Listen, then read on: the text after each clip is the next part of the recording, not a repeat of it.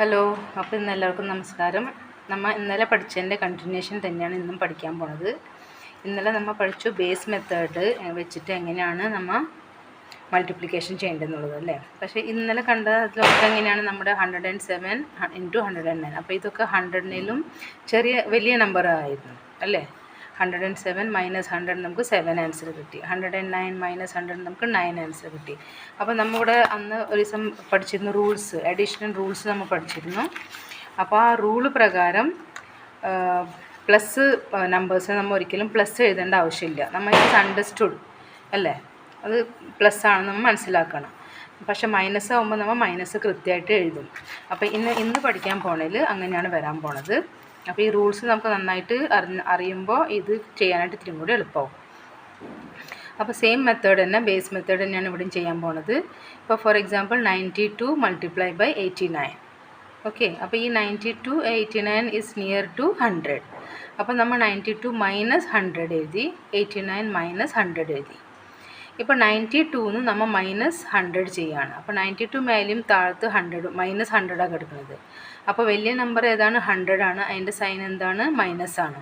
അപ്പോൾ അങ്ങനെ ഇത് മൈനസാണ്, ഇത് 92 ഇത് പ്ലസ്സും ആണ്. അപ്പോൾ ഇങ്ങനെ രണ്ട് ഡിഫറെൻറ്റ് സൈൻ വരുമ്പോൾ നമ്മൾ എന്താണ് ചെയ്യേണ്ടത്? നമ്മൾ മൈനസ് ചെയ്യുകയും ചെയ്യും, പക്ഷേ വലിയ നമ്പറിൻ്റെ ആണ് നമ്മൾ സൈൻ ഇടുക.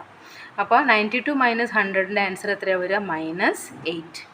ഓക്കെ, ഇവിടെ അതേപോലെ തന്നെ 89 - 100 എത്ര വരിക? രണ്ട് നമ്പർ മൈനസ് ചെയ്യുക, എന്നിട്ട് മൈനസ് വലുത് ഏതാണോ വലിയ നമ്പർ അതിൻ്റെ സൈൻ ഇടുക. അപ്പോൾ 89 - 100 ഈസ് -11. ഓക്കെ, ഇതുവരെ മനസ്സിലായെന്ന് വിചാരിക്കുന്നു. ഇനി നമ്മൾ ഇന്നലെ പറഞ്ഞ പോലെ തന്നെ എന്ത് ചെയ്യണം? ഈ നമ്പർ, ഈ 92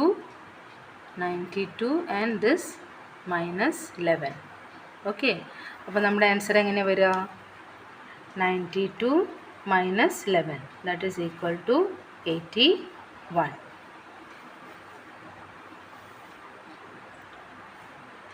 അതുപോലെ ഇത് രണ്ടിനും നമ്മൾ മൾട്ടിപ്ലൈ ചെയ്യും. 8 - 8 × -11. -8 × -11 എന്ന് പറയുമ്പോൾ minus and minus will become plus. 8 × 11 is 88. അപ്പോൾ നമ്മുടെ ആൻസർ എത്ര വരിക? -8 × -11 = 88. അപ്പോൾ നമ്മുടെ ഉത്തരം എത്രയായി? 81, 88. അപ്പോൾ ഈ 92 × 89ൻ്റെ ആൻസറാണ് 81, 88. മനസ്സിലായോ? നമുക്ക് ഇനിയും ചെയ്യുമ്പോൾ അത് ഒന്നും കൂടി മനസ്സിലാവും. അടുത്ത സം ചെയ്യാം നമുക്ക്.